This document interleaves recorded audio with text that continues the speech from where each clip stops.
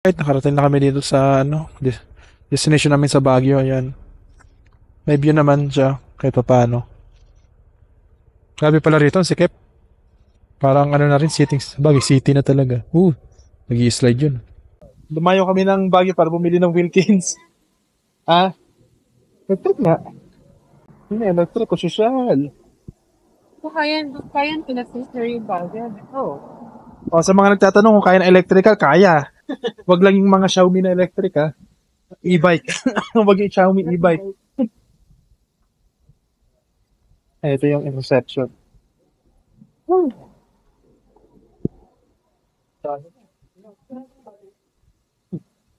Sa video mo ka na siya nakakatakot, pero hindi nakakatakot. Ayos yan. Yan, di-guard po yan. Ganun kasosyal. Lipot kayo namin sa loob ng kwarto. Exhaust. Magandang CR. Everyday. At merong kung ayaw mo ng pito, gusto mo ng sinit-sinit. Ayan, meron siya. May yasal ba? Gusto mo sa malakas. Merong hot and cold din. Ito, may cabinet na malaki. Lagayan ng mga gamit sa mga gamit. Saka gamit. Meron din, anong tawag din ka? Vault. May pa-pulse pa. Kalagyan mo lang ng pera. Pero bahala, may mini ref. May, paano yan? Microwave. Umiakatin natin dun sa rooftop kung anong meron. Doon tayo magtitimpla ng 3-in-1. Kasi mahal ng kape, syempre. Tipid-tipid lang tayo. Right! May TV na hindi ko pa alam paano pagganahin nung pinagana ko. Baliktad yung lumabas. City na natin Ito lang. Baliktad. Hindi ko alam kung bakit siya nakabaliktad. At nung kinagabihan pala ay pumunta na kami sa Durham Park para makita ang night market. Itong nakikita yung mga nasa gilid ay bali sila yung mga magtitinda. Nakabang na sila para sa alas 9 sa pagbubukas ng night market. Grabe, ang hirap maghanap ng parking. Halos naikot namin yung buong park. Nakadalawang ikot yata kami bago kami nakahanap ng mapaparkingan ng motor. Daming tao talaga. Yeah, we're here at Durham Park. Punta namin yung night market sa gabi. Alas 2 na pala kami dito dumating. Pero syempre, nagpahinga muna kami. Tapos, pumunta mga kami church. Ngayon na kami na actual. Pero grabe dito. Alas 9 na ng gabi, dami pa rin tao. Circle, di naman ganito sa Quezon City. Sa amin, hindi rin naman ganito. Kaangola, binangola. Dito. Kasi early pasado, yung mga tao buhay na buhay pa. Yan po sa inyo, madam. Ano po ba ito yan? Taste natin yung strawberry taho ng Baguio. Oh yeah, strawberry taho kay Kati. Sa akin yung ube taho. Let's taste. Unang higop. Lasang taho. Ito, strawberry. Ito mas lasa. Hinalo ko eh. Alright, mamaya, ikot-ikot pa tayo. So yun, nandito kami sa night market. Parang Divisoria yan, ang dami din. Pero mas marami din sa Divisoria, sa mabaho doon. Dito, okay naman, walang amoy.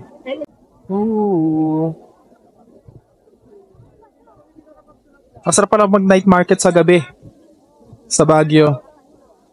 Daming tao. Ba't ganun? Parang babait ang mga tao dito, tapos parang susosyal.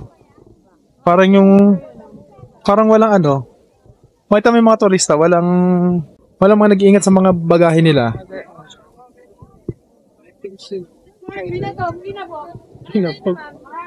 Binato. Bakit alas 9 na ng gabi, no? Pasado, mag-alas 10 na yata. Ganito pa yung Haba ng lakad, no? Kalang tayo.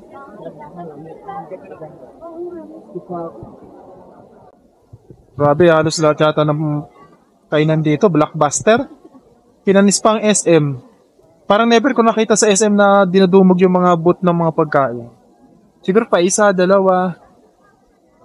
Dito halos lahat.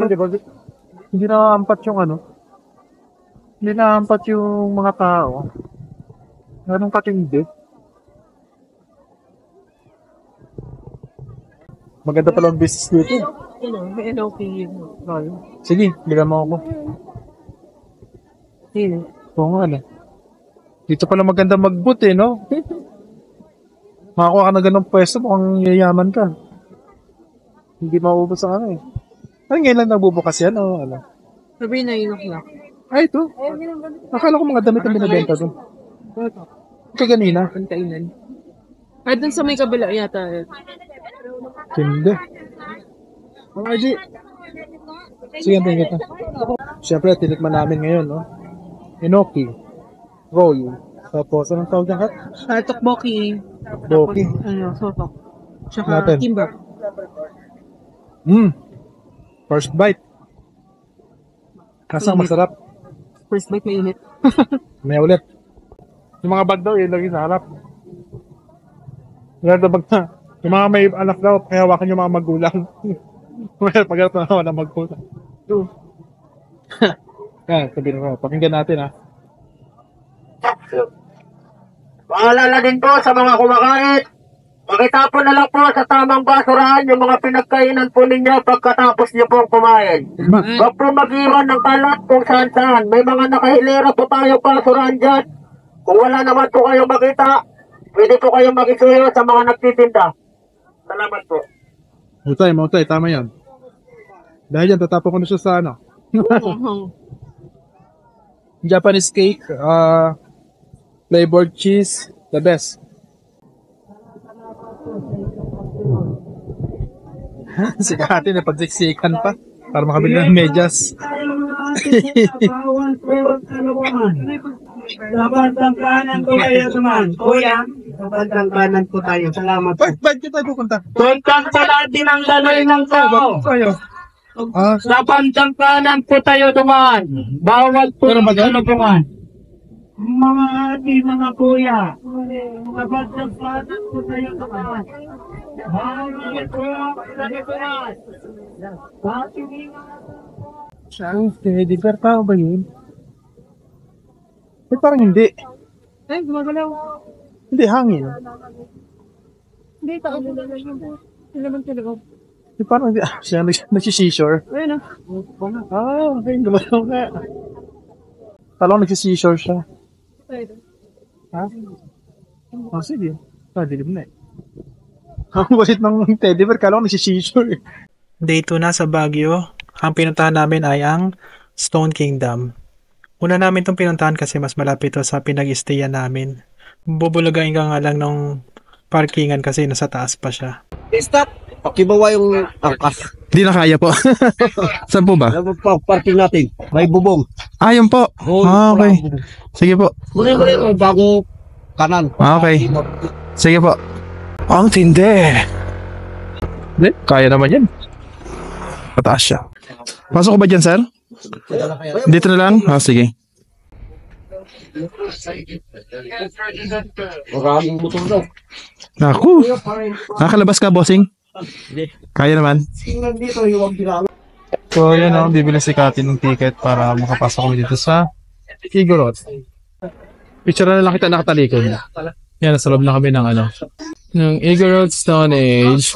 May ano pala siya, entrance fee, 100 pesos para sa adult. Started ka. Tapos, hanggang mapagod ka na. Sabi, laki aso. Si Patras. Si Patras ba yan, Kat? Ang bayad na. Ha? Bayad. Kung may bayad. Si Patras. Laki pala nitong, malaki-laki din ng ano. What's this one? Picture, Kat, picture. Tingin. Yan, video yan. So, right, ano. Nagpa-picture kami ngayon dito sa Igorots. Ay, babatong maulo mo dyan, tapos. Gusto mo rin yan? Ayan, parang ganyan. Yun, no, angas. Itong kabila, parang bagong gawa to. Parang di ko pa ito nakikita dati. Pero siya pulitin yung pagkakagawa niya, parang castle. Itong tinakatayuan namin, ito yung old yata na ano, na parang patong-patong lang. Alam ko pinasara to dati kasi dahil hindi sumunod sa ano, building ano, code. Kasi di ba umaakit yung mga tao, dapat may mga post dito. Nasa siguro rin nila. Yan, picture muna tayo. Di ba, mukhang sweet. Hindi sweet kapag normal na tao. Parang nag-aaway. Kapag ano, Pag mga artista, yan. Ang sweet nila pag nagtinginan.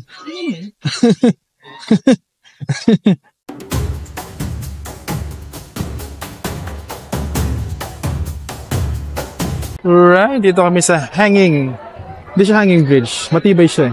Alright, baba na kami. Lipat namin na bang spot sa destination namin. Saan tayo susunod, Kat? Tanawan. Kanina wala masyadong nakapo dito. Ngayon dami na. Alright, let's go tayo sa Tanawan. Ano bang history ng Igorot? Bakit ba malakas ang influensya nila dito sa Baguio? Kasi, ang Igorot is isa sa mga naunang sibilisasyon dito sa Luzon o Empire kung sino man ang naging hari sa kanila. Na yung mga tao hindi nila alam. Basta, ang alam na nila is parang katutubo. Pero isa sila sa mga naunang sibilisasyon dito sa punta tayo sa ibang destination. Alright, let's do it. Alright, second destination, Tanawan Village, Garden in the Sky. So, tingnan natin anong meron dyan. Mukhang mas konti ang tao dahil dito, konti lang ng mga tao sa labas. Yan, let's try. Okay natin. Alright, start na kami ng akyatin ulit. Dito naman sa Tanawan, ang lalaki ng step. Oh, ito ba? Ito pala yung may edits na ano. Ano ba to? Paano niya ginagawa? Oh, yeah! Oh, yeah! Ang laki niya para sa ano, sa unano. Ang laki ng pisot niya para sa unano, Ang laki ng hita. Oh, ginawin. Tam-tam Village. What's up, PJ? Laki niyo, PJ, Kamusta kayo? Yan ang gusto kong Lumaki ng ganyan yung isla natin. Pero hindi lalaki kasi sa maliit na aquarium. Dapat mas ganito kalaki yung Dapat talaga makabili na ako isang hektarya ng lupa. Saka makagawa na ako aking fishy. So yun, kumain kami dito sa may Tanawan. Authentic, ano ba ito? Authentic Village. Ito pala in-order namin, bagnet, sinigang na bagnet, tapos garlic rice. Let's try the soup. First sip. Thank you, Lord. Alright, let's continue. Sarap. Yung palang mga naka-costume ng Igorot sa labas ng resto, akala ko tambay lang sila. Yung pala, nagantay silang dumami yung tao, tapos magpe-perform sila ng iba't ibang dance tribe sa Benguet. Mga ano na to, mga apo-apo na ng mga unang sumasayaw siguro ng Igorot.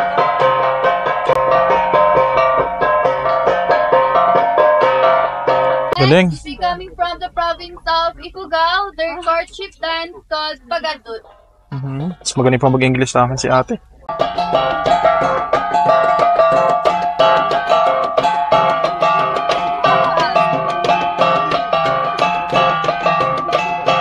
Mga ano to talaga itinuro na nila sa mga bagong henerasyon ng sayaw para hindi rin malimutan.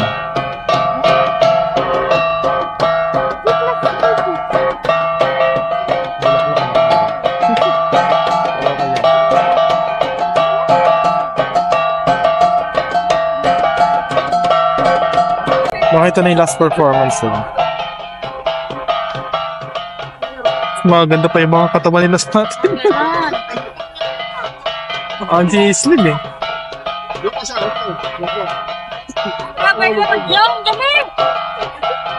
Oh, yan nga yung mga sinauna na nakikita.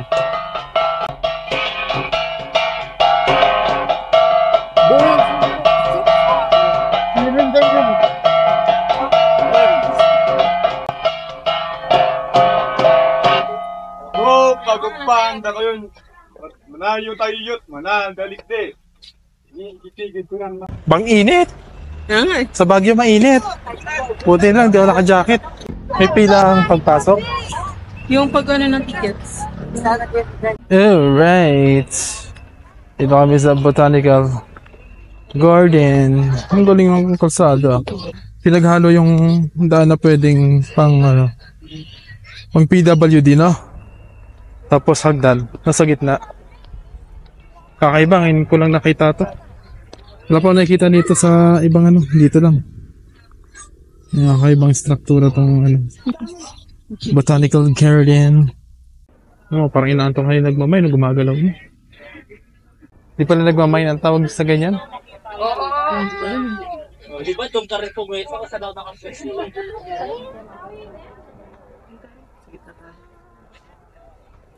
Hindi siya gumalaw eh. Huwag na natin abangan. Parang inantok na. Botanical Garden, baby! The rise of the red planets. Red flowers. Kaya nga pala aking misis, no? Nagpahinga muna kami doon sa kubo na yun. Grabe. Para kung ano, biglang nalobat. Ngayon, malakas ulit ako. Kaya ko nang bumayo. Ng lakad. Mga ano, 100 lakad, bagsak na naman. Ganun tayo kahina ngayon. Kaya tayo tulad ng mga bata na malalakas pa. O, reference natin si Cathy. Ito yun, oh. Mas malaki pa sa puwet. Parang upuan talaga. Isang hilera siya. Kung galing nito, sili. Sa uri ng mga sili. Cactus pa. Ang dami, oh. Init dito. Kuya. Init dito araw.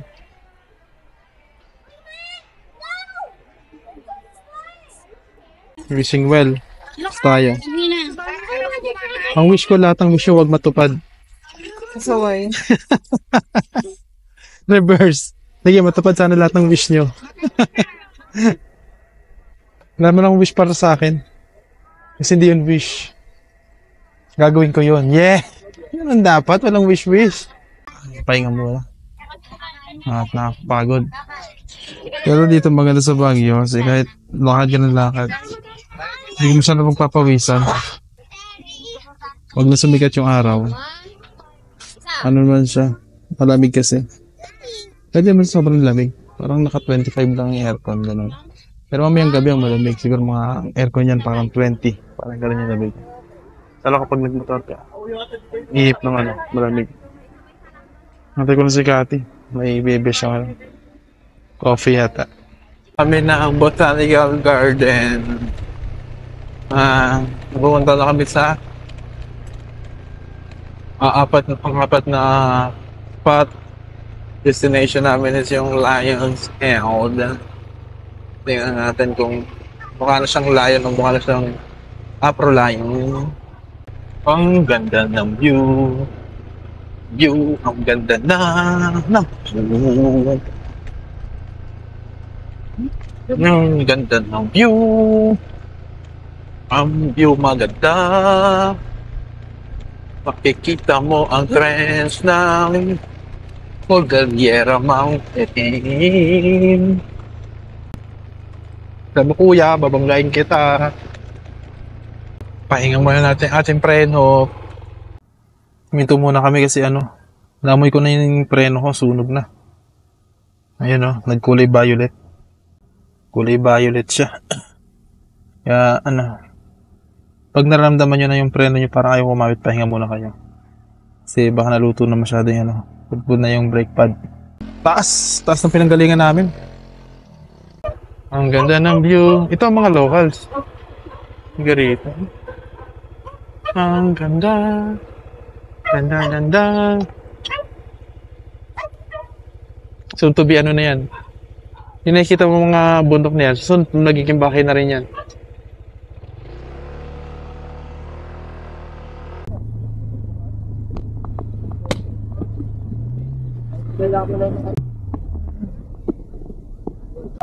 Alright, dito kami sa Cannon Road. Sinadya namin punta itong Lion's Head kasi parang ito ay hindi kompleto kapag hindi mo puntahan. Dami pa rin tao. Ito pa lang nagka-traffic sa Lion's Head kasi ang dami pa picture, nagbabagal yung mga tao. Punta natin ng Lion's Head. Ang laki niya pala. Personal. Para siyang mga tatlong palapag na building. Ito malaki.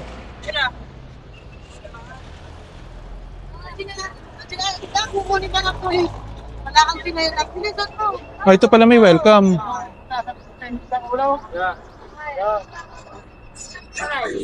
Welcome to Lion's Head. Ang laki niya. Yung tatlong palapag siya. Alright. Picture daw kami ni Cathy. Behind the scene. Ayan. Alright, off na kami sa Lion's Head, baby. Tayo nang dumalik sa ating accommodation. No? So, kaganina break ang na mo eh. Ngayon naman yung class. Let's see.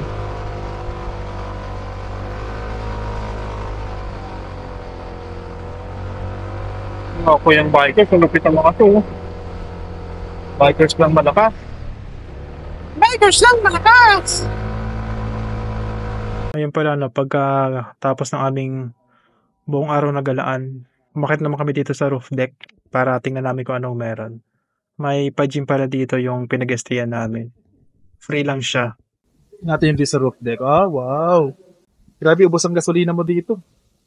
Ay, pag gasolina lang ako gabi ng full tank, dalawa na agad yung nabawas. Grabe, mas marami siyang matatarik. At mas mahabang mga matatarik kaysa sa Binangonan, Rizal.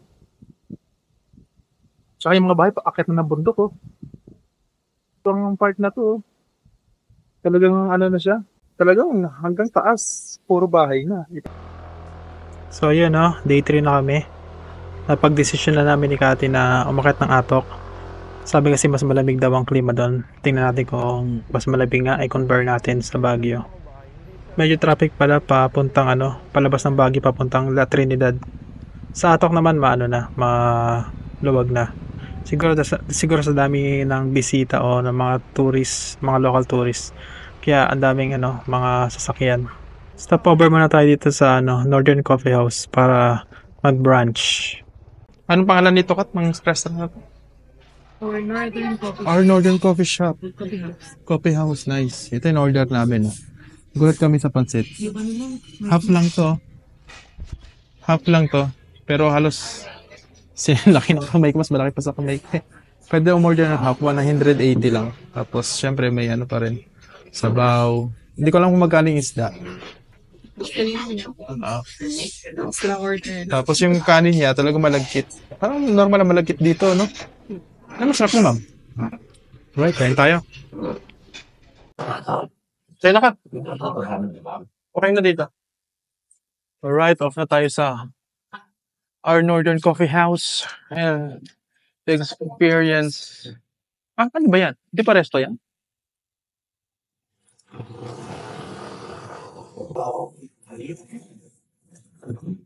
Coffee house lang. Doon yung sila. Saan kabila?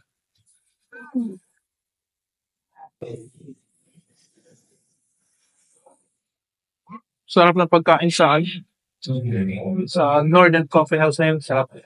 Parang mula na dumating tayo dito sa Baguio, no? Hanggang dito. At masarap yung pagkain. Wala pa akong, kahit na iba pricey, pero the best, masarap.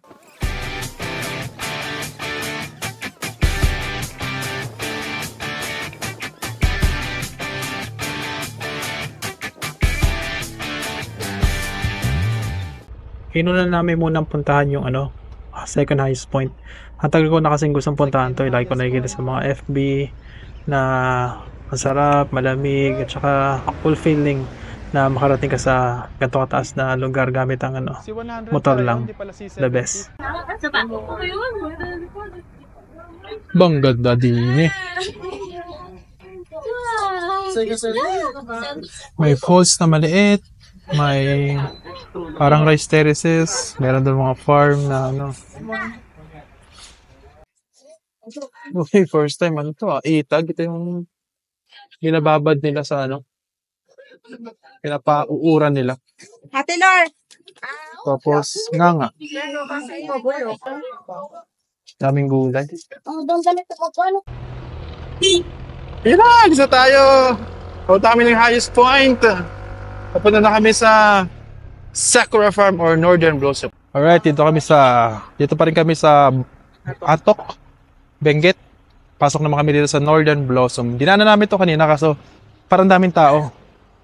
Kaya pagbalik na lang namin tsaka namin dadaanan. Okay, parking dito is 50. We're here at Northern Blossom. We were closed every Sunday. May pa yata, itutur pa tayo ni ate. Lapit lang po dito, ma'am, is for short orientation. May orientation tayo kay ate. Ayun no, inorient lang kami ni ate para sabihin na wag namin hawakan yung mga bulaklak. Syempre, maraming tao, marami pang gusto maka-appreciate ng mga flower. So hangga't maaari, picture lang tayo. Tapos yung pila dapat di nasisira. Yun nga lang nangyari sa umpisa lang pala. No? Pagkalabas namin dito sa greenhouse na to, sabog-sabog na kanya-kanyang picture na kanya-kanyang ano na yung mga tao. Tapos sa dulo pala merong free na merienda. Ito yung nakikita ko lagi sa mga vlog. Yung cabbage flower. Para kasi siyang cabbage pero mukha rin siyang flower. Yung nga lang yung gilid niya, parang natutuyo na. Pero yung mismo gitna, okay naman. Yung laki. Talagang, parang siyang pechay na cabbage na flower. Parang halo-halo ang itsura niya. Binibenta rin to. Alam ko, kinakain to eh. Kinakain ba to? Hindi. Hindi siya kinakain. Pang display lang talaga.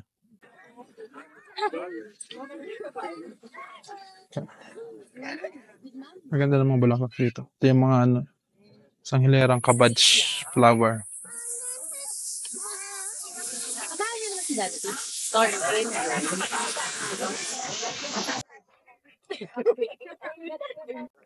Yan dito sa baba may mga fine tree na. Fine tree na pang mukhang no? Mukhang Christmas tree. Tapos to, kulay blue. Kulay violet yung hydrangeas yung nung nakalagay. Ang ganda ng mga flower. Ganda talaga nakuha ng punat. Ganda no? Christmas tree. Ang Christmas tree! Ang Christmas tree! Laki pala ng 2 hectares, Yan daw, tinuturo ni Kuya. Yan ay Mount Pulag. Yes, inakit ng mga tao. So, dyan ka ni Yaya. Yaya ni Vince. Alright, pa-exit na kami. Dami ring sabay-sabay na pala kami nag-exit. Mga tao, pila yung hagdan, Matarik to. Dapat talaga pag dito kakakit ka ng Baguio kaya bondok. Saka Sagada, kailangan physically fit ka. Kahirapan ka talaga pag pag di ka fit. Ibang hagdan, hindi man ganun katarik. Maikli lang. Nakapagod na yung hagdan na matatarik. Ngayon pa-exit na kami sa pangalan yan? Northern Blossom. Flower siya. Flower Farm. So, medyo may pricey siya kasi 250 siya kada tao. Pero ang catch, kaya pala siya 250. May kasama siyang bread at only coffee. Barako yan Bahala kung ilan coffee maano mo. Kung ubos mo hanggang bumula bibig mo dyan. Alright, out na kami ng strawberry. Anong tawag dito? Northern Blossom. Alright. Dapat ako kami ng alas 4. Mga 4:15. Biyahe kami ulit pabalik ng Baguio ng sa kalahating oras. Pag hindi traffic. Pag traffic, mga 2 kalahating oras. Alright. Let's go! First, talking up done. Oh, man, ang ganda ng dito. Ito pa yung tinatawag na Atok Half Tunnel. Oo. Kasi kaya siya half tunnel kasi kalahating tunnel. Hindi kasi buo.